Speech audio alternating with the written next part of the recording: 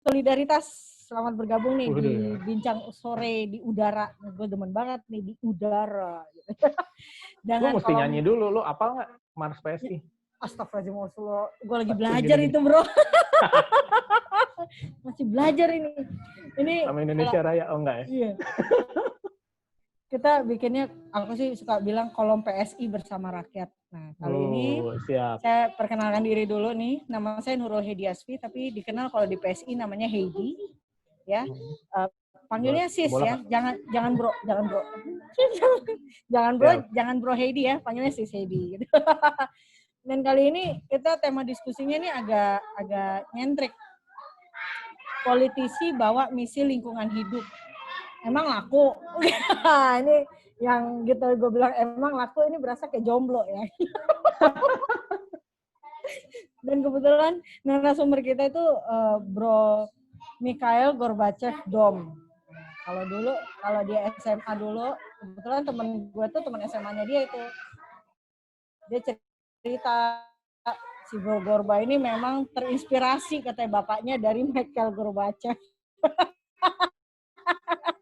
Bener, ngambil dari koran. Nanti.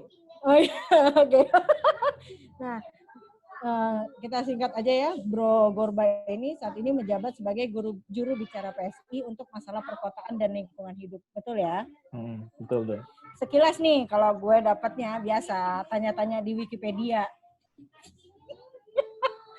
Bro Gorba itu adalah ahli geografis lulusan UI. Bener. Oh, siap.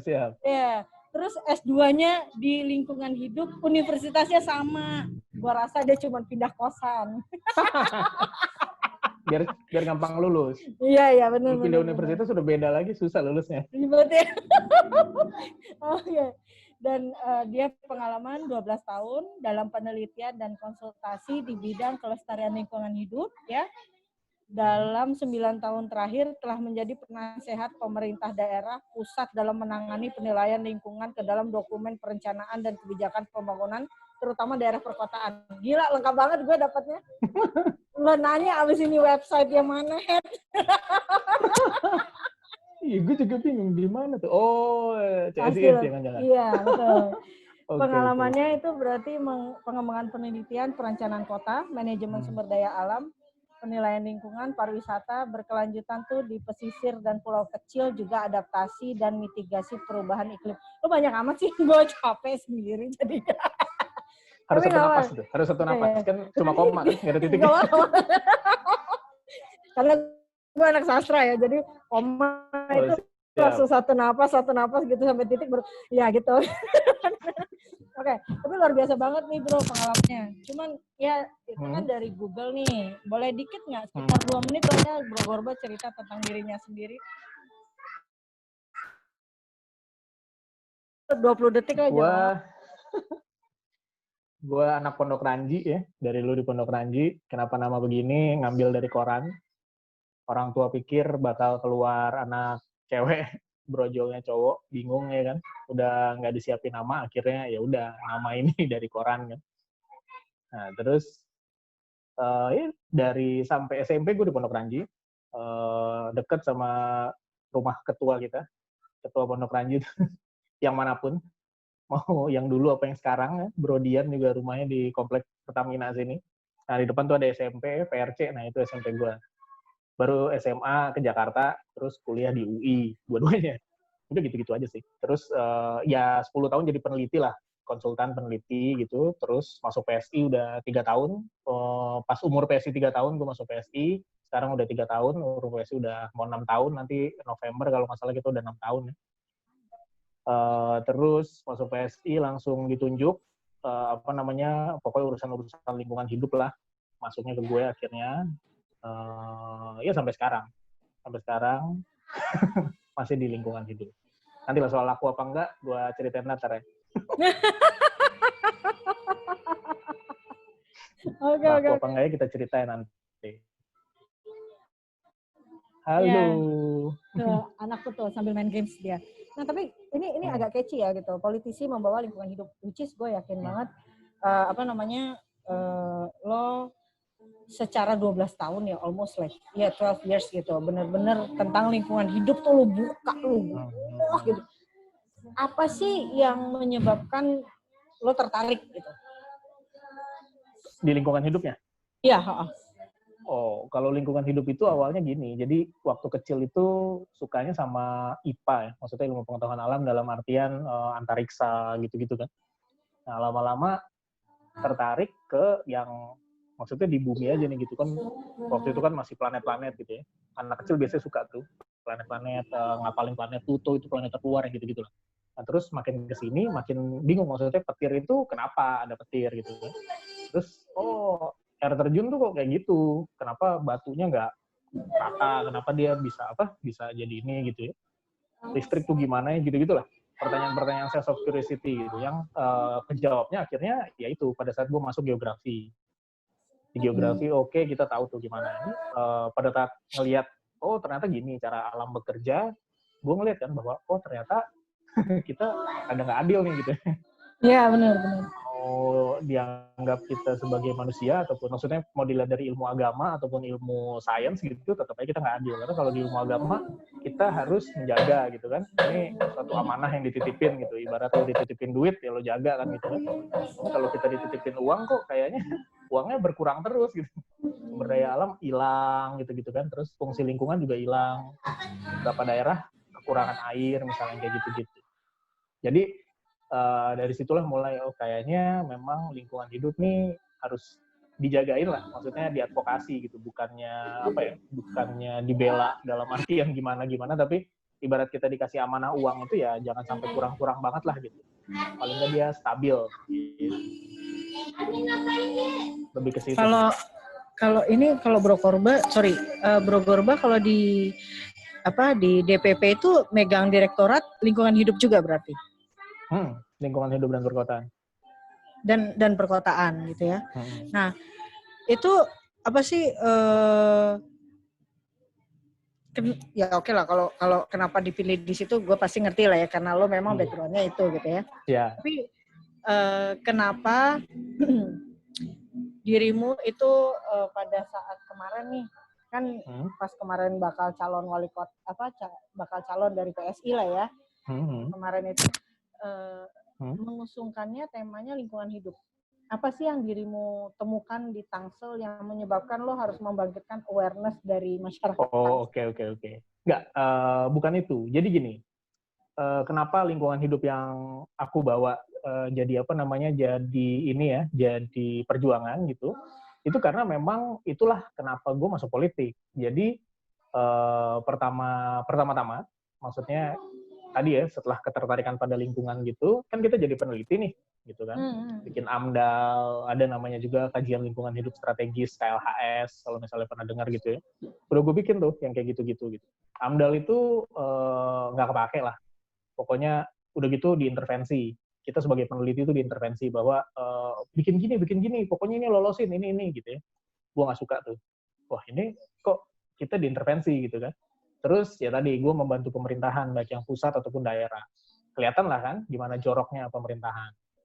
Nah jadi udah ngeliat itu dokumen-dokumen gue cuma dipakai rapat gitu kan, cuma ini aja nggak diimplementasi, kesel di situ kan. Oke gimana nih? Oke kita jadi aktivis. Coba turun ke jalan. Waktu itu aktivisnya karena perkotaan, jadi sampah perkotaan. Itu nurunin sekitar 9.000 orang di Hari Peduli Sampah Nasional.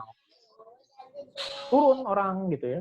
Besoknya ya nggak inget tuh orang buang sampah sembarangan, masih gitu kan. Gue pikir berarti dari peneliti nggak bisa merubah lingkungan hidup, jadi aktivis, kayaknya orang juga susah awareness-nya jalan gitu ya.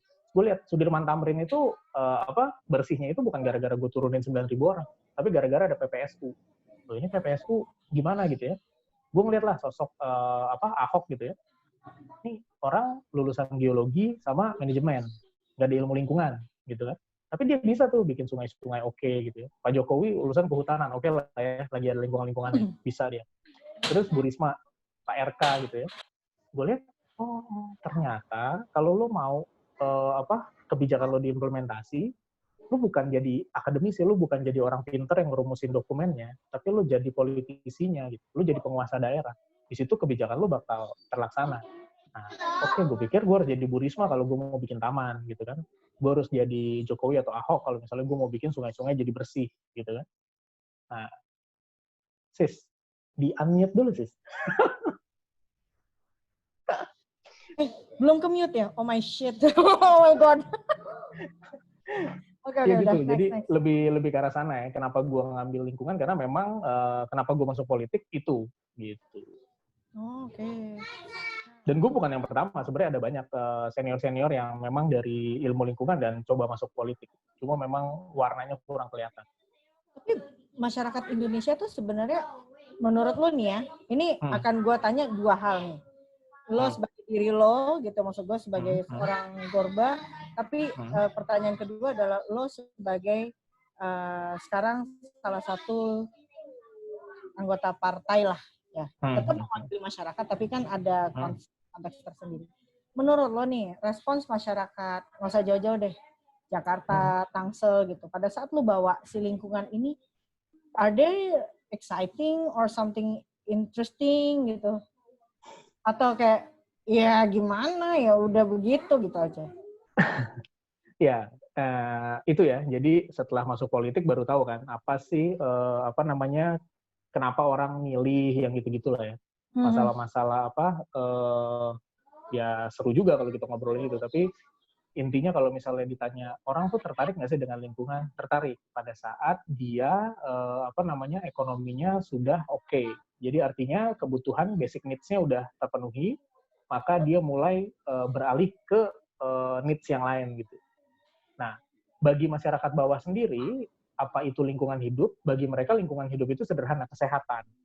Jadi kalau bagi masyarakat paling bawah, yang masih bergulat dengan basic needs, jadi itu kesehatan. Nah, intinya saat sesuatu nggak bikin saya sakit, saya nggak peduli dengan itu. Contoh ya, misalnya lu pasti udah pernah dengar nih, ada juga orang yang misalnya makan kayak misalnya makanan yang udah dibuang terus digoreng lagi terus dimakan gitu ya. Nah, selama gue makan itu dan nggak diare, ya nggak masalah gitu. Jadi gitu. Pada saat kita jangan jijik gitu sih.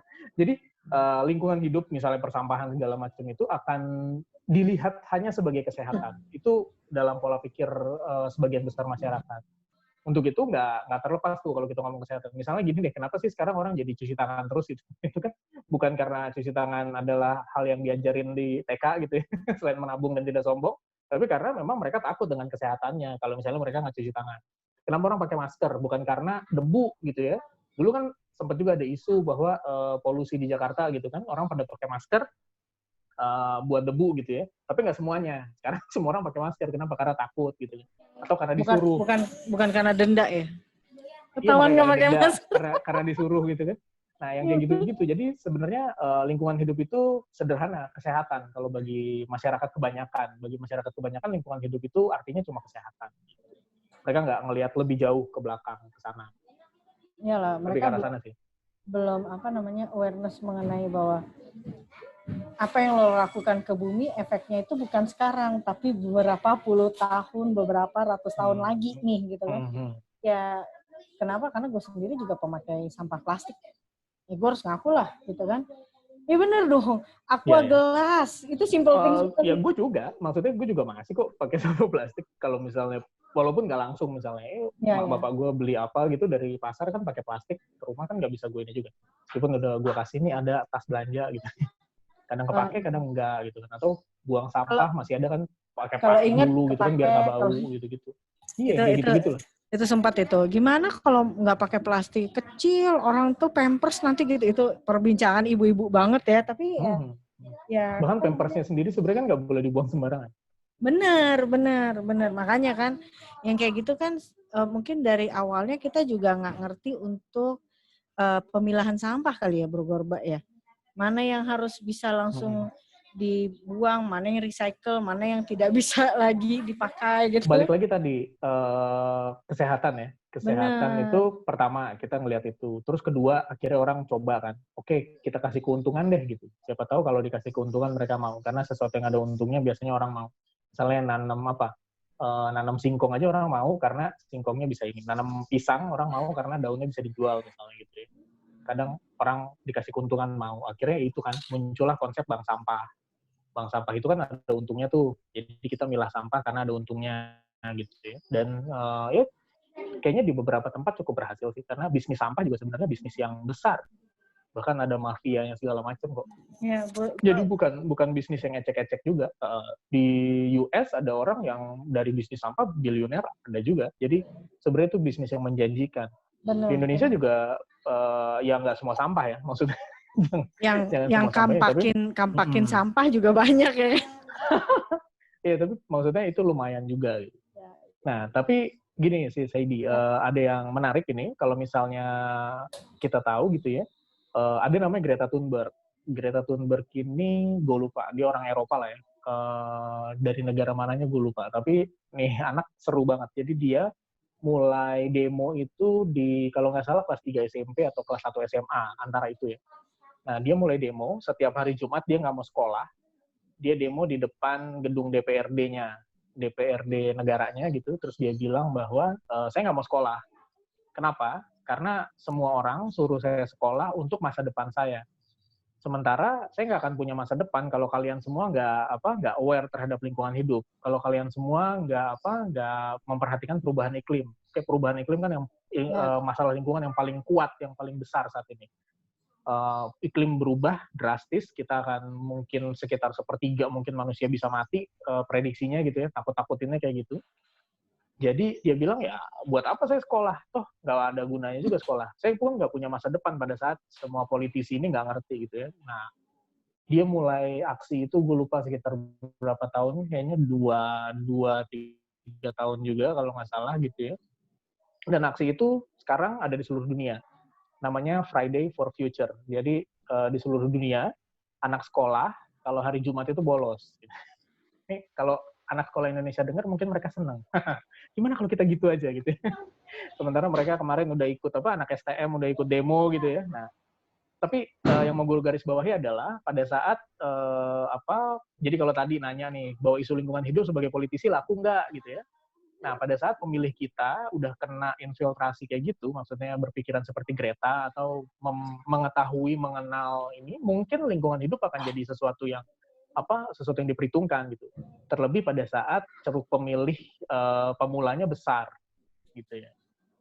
Nah, yang adalah katanya 2019 ceruk pemilih mudanya sudah besar. Tapi ternyata tidak terlalu besar karena ceruk pemilih pemula ini harus dibagi dua. Karena sebagian dari pemilih pemula apatis. Mungkin kita pernah ngerasain juga lah jadi anak muda ya. Sempat apatis juga gitu maksudnya. Masih apatis terus gimana? biar dibilang muda. Jadi kalau dibilang laku enggak ya mungkin itu. Mungkin akan laku ya mungkin 2024 kali. 2024 mungkin isu-isu lingkungan hidup bakal lebih lebih bold. Bakal lebih aware orang ke situ. Gue rasa dengan dengan COVID-19 ini orang tuh kan meningkat nih dari kesehatan, akhirnya melihat ke sekitar kan. Kasarnya tuh ya even yang sekarang kita nggak peduli nih zaman dulu tuh ngomongnya bawa alat makan pribadi gitu kan, kita biasa begitu. Orang tuh nggak usah lah gini.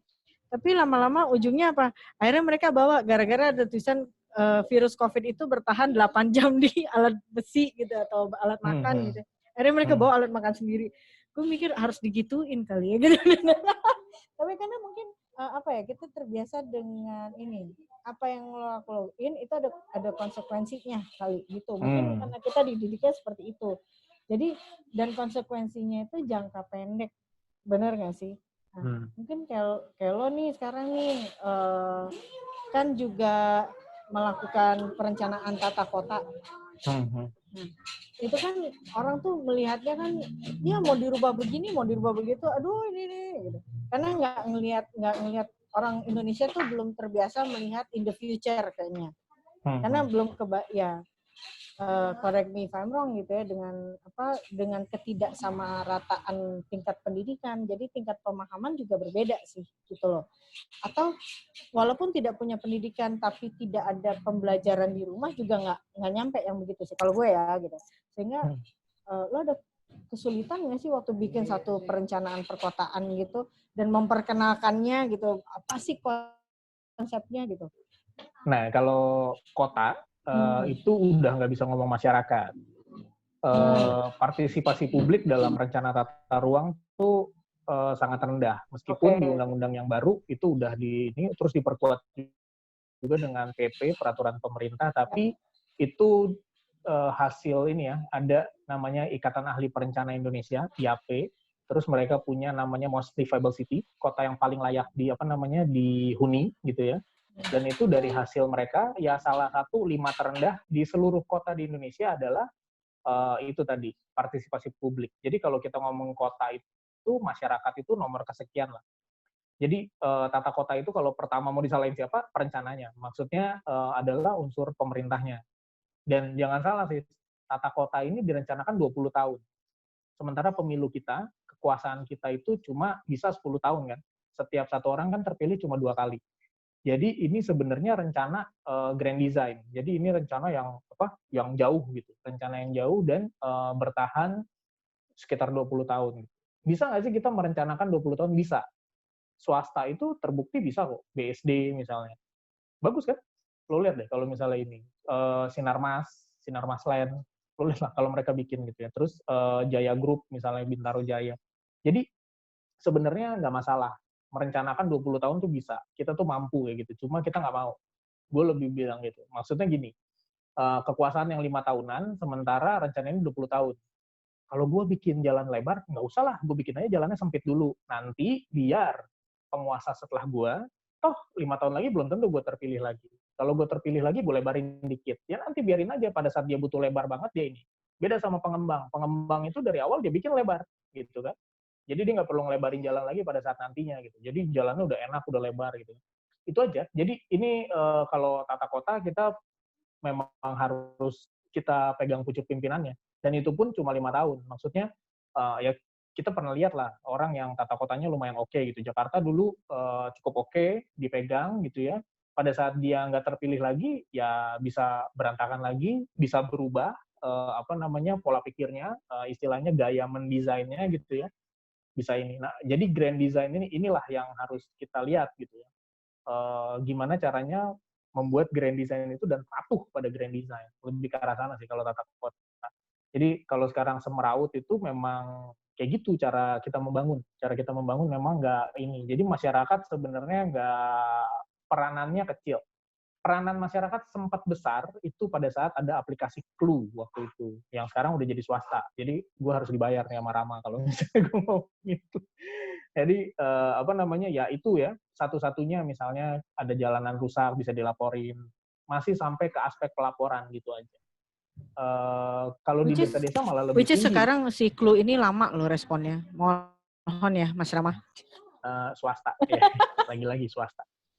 Oke. Dia swasta ininya.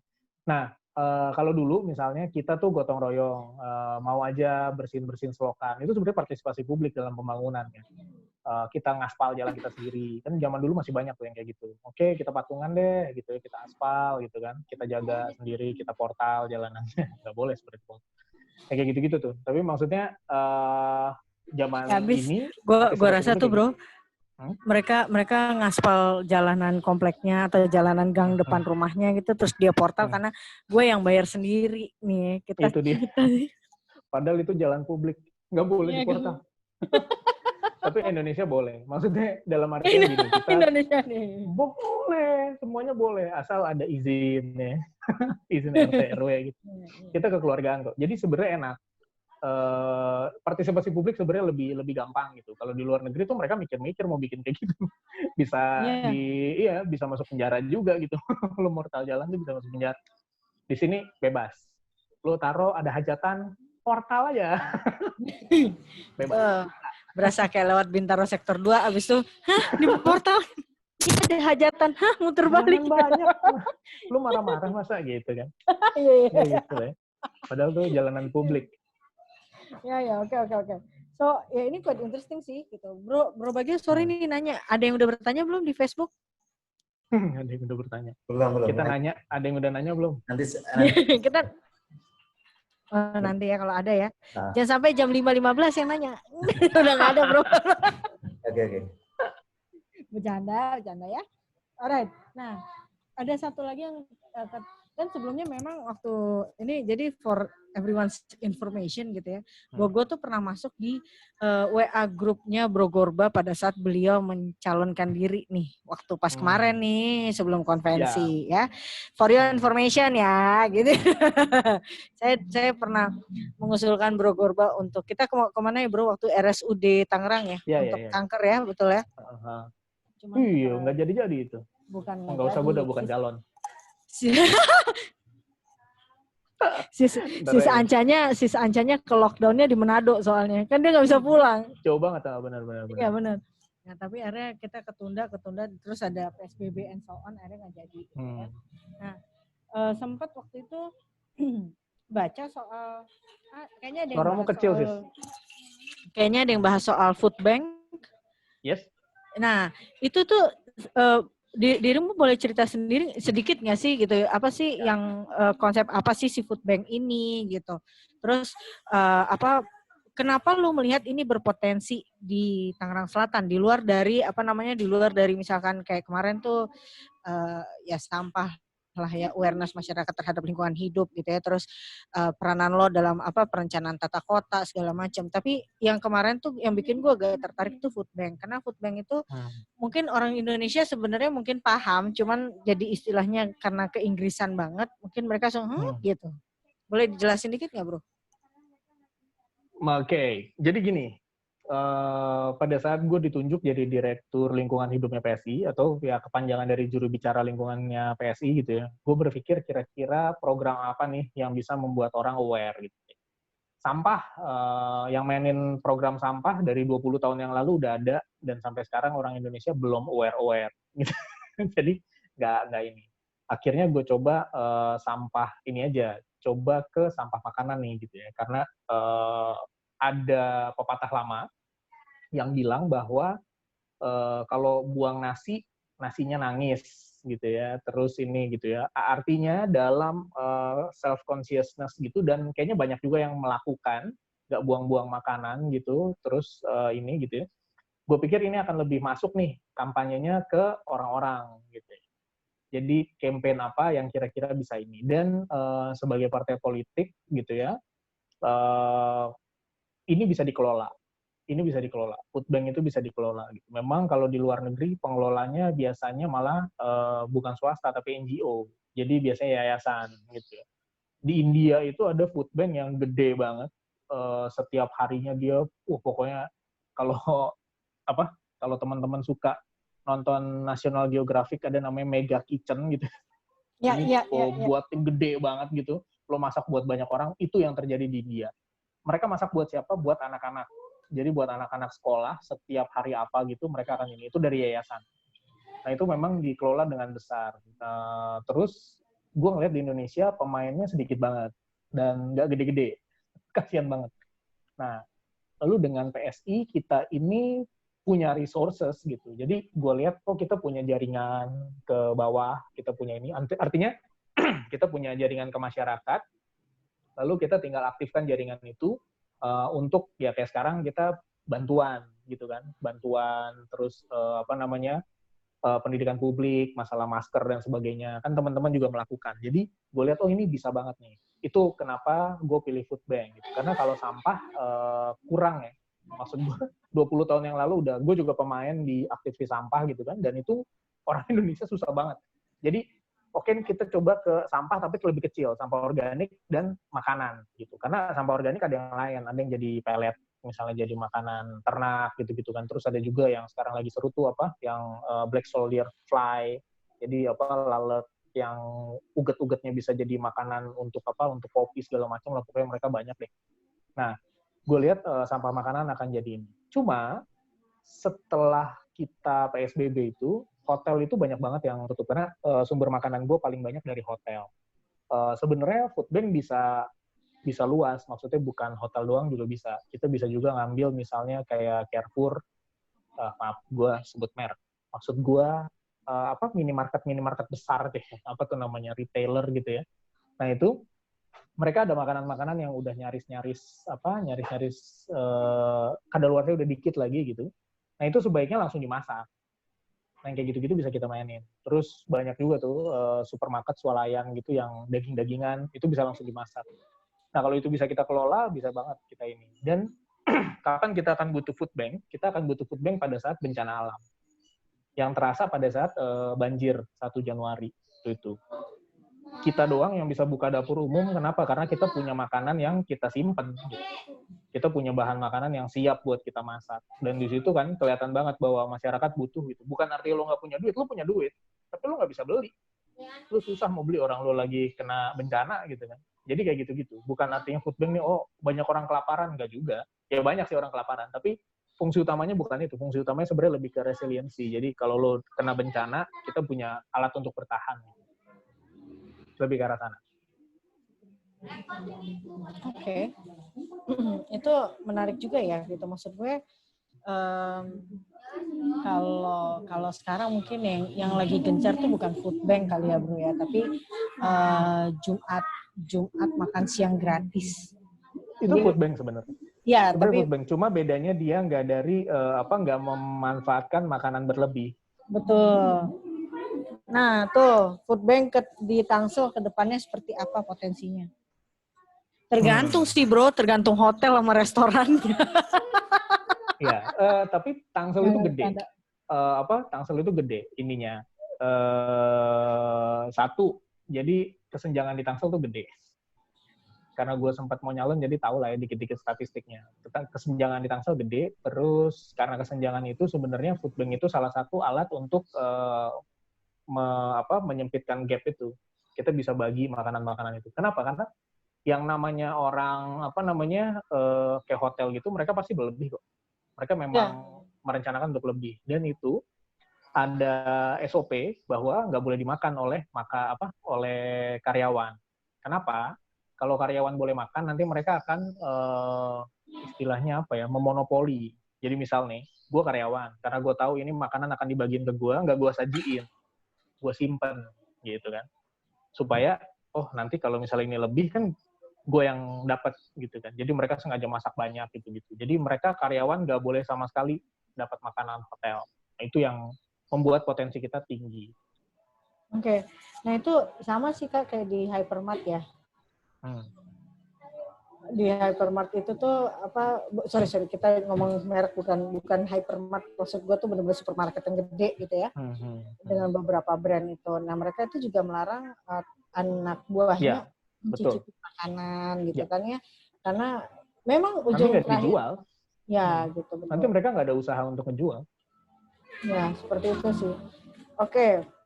Ini di jam 4.44. Bro Bagio masih ada pertanyaan ada pertanyaan nggak nih di Facebook? Masih belum ya? Belum kayaknya. Oke. Nah, ini mungkin Bro Gorba baca di chat ini. Apa tuh? Cipecang. Nah ini lagi-lagi kalau gue ditanya Cipecang tuh gue akan selalu jawab gini. Itu kenapa sih bisa lolos AMDAL-nya gitu? Gue pernah jadi penyusun AMDAL. Nggak mungkin AMDAL bisa ngelolosin TPA di samping sungai gitu ya. Kecuali TPA-nya teknologinya cukup untuk mereduksi potensi-potensi limbah gitu ya. Maksudnya potensi-potensi pencemaran. Nah, pencemaran kan kita ngomong 3. Pencemaran itu kan ada tanah, air, udara. Oke, kalau Cipecang tanahnya udah pasti ada air lindi namanya. Tahu kan? Kalau misalnya ada truk sampah, ada item-item bau bener itu, nah itu nama air lindi. Air lindi ini bisa masuk ke air tanah. Jadi di sekitarnya udah pasti kena.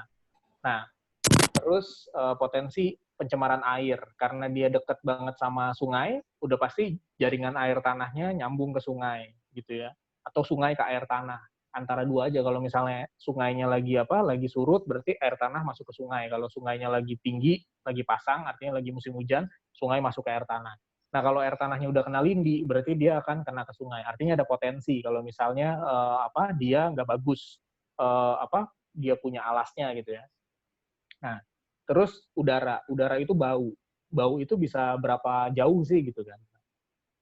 Dulu pertama kali Cipecang di direncanakan itu, mereka direncanakan namanya sanitary landfill. Apa itu sanitary landfill? Sanitary artinya ya sama lah ya kayak ini. Dia tuh bagus, higienis. Artinya dia bawahnya ada di semen gitu ya, beton tebal sehingga lindinya nggak keluar. Artinya mereka punya kolam lindi tuh, lindinya diambil lalu diolah harusnya. Jadi ada pengolahannya. Gue belum lihat sih yang kita punya gimana. Tapi gue yakin rencana awalnya pasti bagus. Karena kalau nggak, amdalnya nggak keluar. Nah, lalu atasnya itu nanti setelah ada lapisan dikasih sampah nih. Nanti atasnya ditaruh tanah. Fungsinya apa? Tanah ini supaya sampah yang di bawahnya ini baunya nggak keluar. Jadi dia ada tanah kan. Nah, tanahnya itu supaya baunya kesimpan aja di situ. Gas metan segala macam kesimpan di sana. Nah, itulah. Tapi, desain yang udah bagus tadi tiba-tiba berubah jadi open dumping. Apa itu open dumping? Open dumping itu nggak pakai apa-apaan. Open dumping itu sama aja kayak kita nimbun sampah di sebelah rumah. Nah, jadi dengan duit yang banyak gitu ya, istilahnya, ini pengelolaannya benar-benar menurut gue sih mengecewakan. Jadi kalau DPRD kita hajar itu, menurut gue udah oke banget tuh. Itu memang benar. Dan harus diusut sampai ke depan. Maksudnya sampai ke awal gitu. Kenapa desain sanitary landfill bisa berubah jadi open dumping? Open dumpingnya ini yang berbahaya. Karena dia ya menggunung aja. Nah, sebenarnya open dumping boleh nggak sih jadi TPA? Boleh. Tapi dipilih lokasinya yang jauh dari penduduk, jauh dari sungai. Jadi potensi-potensi pencemaran yang tadi itu nggak keluar gitu. Kalau dia mencemari tanahnya nggak sampai keminum sama masyarakat. Kalau dia mencemari air tanahnya nggak nyampe ke sungai. Kalau dia baunya nggak sampai kemana-mana. Nah, open dumping ini juga yang kenapa ada Hari Peduli Sampah Nasional itu kan gara-gara ada satu open dumping yang longsor. Jadi open dumping itu juga ada batasnya. Dia mau didumping sampai seberapa jauh gitu, gunung sampah lah.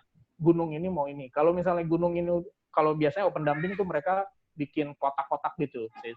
Jadi kotak ini udah penuh, pindah ke kotak sebelahnya. Kotak sebelahnya penuh, lama-lama ditutup gitu. Udah selesai, nggak bisa lagi dipakai gitu. Jadi open dumping boleh nggak boleh? Tadi ada syaratnya.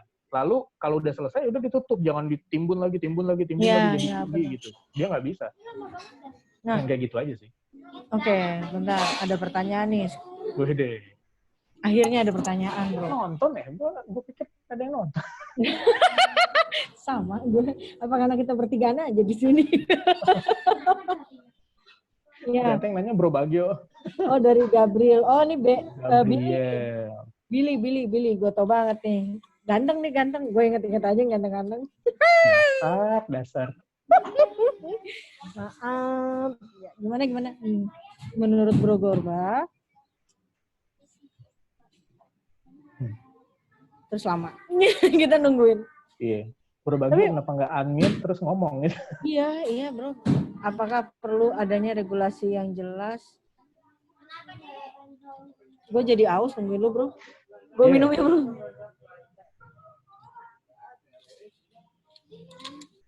Apakah perlu adanya regulasi yang jelas mengenai, sumpah ini kayak itu tebak suku kata ya. Iya. Pemilahan sampah. Di RT dan RW, oke. Itu sempat kepikiran sih. Urgent kah? Gini, jadi gue langsung jawab aja ya. Karena kan udah kebaca. Perlukah ada pemilihan sampah yang jelas, regulasi yang jelas tentang pemilihan sampah? Nah gini, jadi kalau kita mau berbicara soal tadi merubah perilaku. Nah, perilaku manusia itu bisa diibaratkan kayak gini nih. Jadi emosi kita itu seperti gajah. Gitu. Logika kita itu seperti pawang gajah. Jadi kalau kita ngelihat ada orang suka nunggangin gajah gitu ya, pawangnya tuh yang di atas gajah itu logika. Logika tuh powernya kecil. Gitu. Tapi karena dia berada di atas gajah, dia bisa punya view yang luas. Dia berada di tempat tinggi, jadi dia bisa ngelihat jalanan kayak gimana. Nah, ada satu lagi yang bisa kita lakukan adalah melicinkan jalan gajah. Jadi misalnya di hutan itu kita udah bikin tracknya, jadi nih gajah nggak kemana-mana, dia jalan di situ aja gitu. Kalau misalnya kita lihat Delman juga kadang-kadang ada apa yang dipasangin kacamata kuda gitu. Itu supaya dia Iya. Supaya Nah. dia lurus aja gitu ya. Jadi kalau kita mau ngubah perilaku orang itu, kita bisa pakai tiga-tiganya tuh. Kita bisa pakai satu, lo pengaruhi emosinya gitu ya. Itu yang biasa dipakai. Kenapa misalnya pada saat kampanye ada black campaign gitu. Black campaign biasanya sesuatu yang mempengaruhi emosi. Oh, orang ini suka mukulin anaknya. Oh, orang ini apalah gitu. Pokoknya itu hal-hal yang emosional gitu. Nah, hal-hal yang logika itu apa misalnya, ya kayak kita lah gitu. Anak-anak PSI biasanya suka main logika tuh. Wah, punya program yang jelas segala macam gitu. Logika tuh kecil, powernya kecil di dalam orang supaya dia berubah itu kecil gitu. Nah, ada satu lagi melicinkan jalan. Nah, kalau misalnya dalam hal persampahan, kita ngarepin orang punya logika untuk mengubah itu kecil. Karena mereka belum tentu ini gitu, regulasi. Oke, kita takut-takutin. Kalau misalnya nggak ikut regulasi ini, kena denda. Emosi kan? Emosionalnya dimasukin. Oke, duit gue berkurang nih kalau gue kena ini gitu. Atau tadi kesehatan gue berkurang. Kayak gitu-gitu, nggak bisa. Nah, lalu kita ini lagi, kita pikir lagi yang lainnya adalah melicinkan jalan gajah tadi. Kita bikin tracknya. Tracknya gimana sih? Itu tadi. Misalnya truk sampahnya diubah. Ada yang truk sampah organik, ada yang anorganik. Lalu hari ngambil sampahnya dipecah gitu. Nah, itu yang digunakan oleh orang Jepang, meskipun mereka dari sisi logik dan emosionalnya udah masuk gitu. Nah, mampu nggak itu dimasukin? Bisa. Jadi ada satu tempat di Indonesia itu, di Balikpapan itu lumayan bagus kok, lumayan bersih gitu. Kenapa? Karena dari kecil anak-anaknya itu udah ditanemin tuh, kalau misalnya kalian buang sampah, ya kayak tadi, kalau nasi dimakan nggak habis, nasinya nangis, yang gitu-gitu. Jadi dari kecil mereka udah masuk gitu, pelajaran-pelajaran kayak gitu. Nah, jadi nyambungnya nanti ke kurikulum kita. Kurikulum kita udah masukin belum pendidikan-pendidikan lingkungan gitu kan, itu belum masuk ya. Jadi sebenarnya ke arah sana. Kalaupun masuk sama seperti ngajarin PPKN. Bukannya gue merendahkan Pancasila, tapi mengajarkannya terlalu istilahnya utopis gitu. Jadi seakan-akan itu hal yang ini. Kita semua tahu, kita bisa jawab tuh PPKN. Apakah kita bisa melakukannya? Enggak juga gitu. Jadi jangan sampai ntar anak-anak buang sampah di mana, di tempat sampah gitu. Tapi ya cuma dijawab doang, kata soal, lalu dia dapat 9 gitu kan. Tapi dia nggak ngelakuin itu. Gitu. Lebih ke arah sana. Urgent nggak? Kalau ditanya urgent atau enggak, menurut gua itu ya kalau mau dibuat itu ya tadi. Jadi 3 aspek, logika, emosi, sama melicitkan jalan itu semuanya dimainin. Jadi kita main, ya? jangan kita main di satu gitu. Misalnya dikasih denda doang gitu. Ya helm juga begitu, dan masih banyak orang nggak pakai helm gitu kan. Pakai helm nggak SNI, helmnya catok gitu. Sama aja, kayak gitu-gitu aja. Jadi serius susah kalau kita mau ngarepin kayak gitu. Tapi kalau misalnya kita ubah tadi truknya gitu kan, lebih gampang. Dan itu orang udah nggak mungkin lagi buang sampahnya beda. Nggak gua angkut kan gampang. Habis itu bau, dia nggak suka sendiri gitu. Akhirnya kayak gitu. Nah, gimana Bro Gabriel? Udah ini puas belum? Jadi harus komprehensif banget lah kalau mau main di sampah gitu. Bisa nggak? Bisa. Ya itu tadi gue bilang, di Balikpapan kita berhasil kok. Dan itu ya mungkin butuh satu generasi ya, sekitar 10 tahun. Ya lah, kalau kayak gitu, pembiasaan kayak gitu tuh kan Allah bisa karena biasa. Bukan Allah. Kalau udah 10 tahun udah biasa. Iyalah, bukan Allah biasa karena denda kan gitu ya. Dan jangan ngomong misalnya orang Singapura tuh oke ya gitu-gitu. Enggak, orang Singapura ke Batam tetap aja kok, tetap gila gitu.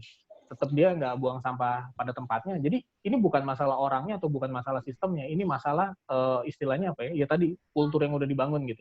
Jadi kita sepakat kalau kita masuk Singapura emang kita jadi behave gitu. Orang Indonesia pun bisa gitu. Orang Singapura keluar dari Singapura pun sama juga. Oh, di Indonesia kesepakatannya adalah kita nggak bersih gitu. Kita buang sampah. Ya, karena judulnya adalah kebiasaan gitu loh. Oke, thank you. Nah, ini udah 4:55 nih, Bro. Mau nggak mau kita closing nih. Boleh. Bro Bagio tuh mukanya muka di profil picture nih gue rasa. memang itu ini. Aduh. Silakan timut gitu. Di closing statement nggak apa-apa, silakan. Di closing sentence, nggak apa-apa sih, lumayan ya gitu. Dan ini teman-teman kita closingkan sedikit ya. Mungkin peranan lingkungan hidup itu berpengaruh memang ternyata untuk tatanan kota, tatanan kehidupan masyarakat gitu ya. Tapi karena di masyarakat Indonesia pembiasaannya mungkin belum se-standar yang kita inginkan gitu, secara lingkungan hidup, secara point of view-nya gitu ya. Termasuk juga banyak hal yang harus dipertimbangkan, itu dari segi lingkungan hidup saja. Di luar dari tatanan kotanya kita sendiri yang terkesan semrawut, ya bro ya. Sehingga kalau untuk saat ini tuh kalau bisa dibilang nih, rakyat Indonesia belum siap nih untuk pembaharuan, kebiasaan baru tuh belum siap. Tapi kalau bisa dimulai dari diri kita sendiri, pasti bisa. Lama-lama pasti menular kok ke orang lain. Gue yakin banget sih soal itu. Dari satu RT, nularin RT lain ya. Nah, itu nanti Bro Gorba itu tugasnya sebagai jubir. Sebagai jubir ya, kita keliling RT gitu ya. Mulai dari yang kecil aja bro, dari RT setempat, nanti ke RT sebelahnya lagi gitu ya. Siapa tahu dalam 6 bulan bisa nularin gitu. Mungkin pakai program MGM, Bo. Member get member. Oh, itu paling oke memang. Iya, memang paling oke judulnya karena ada reward gitu ya. Dan pembiasaan yang baru ini mungkin bisa dimulai dari diri kita sendiri. In the end gitu, apakah ini memang laku dipolitisasikan? Gue berasa bisa. Karena Bro Gorba yakin, dia udah 12 tahun main di situ. Jadi kalau nunggu 2024 dia mah masih bisa itu. Satu hal sih yang harus kita apa yang gue pelajari dari politik adalah sabar. Jadi di politik itu kita harus sabar, nunggu momentum gitu ya. Suatu saat pasti bisa. Gue yakin. Jadi kalau pertanyaannya, emang laku? Laku sih. Secara kita nggak jomblo. Ya nggak berbahagia ya. Tapi yakin deh gitu. Kenapa? Karena lingkungan hidup itu adalah sesuatu hal yang sangat menarik gitu ya. Bukan hanya tentang sampah sebenarnya. Yang paling esensial tuh yang seperti kata Bro Gorba bilang, perubahan iklim sebenarnya yang sekarang kita memang kalau iklim itu dirunut-runut lagi mungkin ada sampah di situ, tapi bukan sebagian besar. Nah, apa sih yang harus kita lakukan gitu ya? Kalau pengen tahu lebih jelasnya boleh loh tanya ke juru bicaranya DPP-PSI yang Direktorat Khusus Lingkungan Hidup dan Perkotaan. Ditanyain aja langsung, ada Facebooknya ya bro ya, ada Instagramnya, Doski ini ramah banget loh. Jadi pokoknya teman-teman tinggal bertanya apa yang harus saya lakukan. Jangan bertanya apa yang pemerintah bisa lakukan, jangan deh. Lebih baik kita tanya ke diri kita apa yang bisa kita lakukan gitu ya. Terus tahun 2024 ingat ada yang bisa dilakukan, gabung PSI. Gue baru main. Kan gue udah bilang barusan 2000. Nanti 2024 ingat mukanya dia.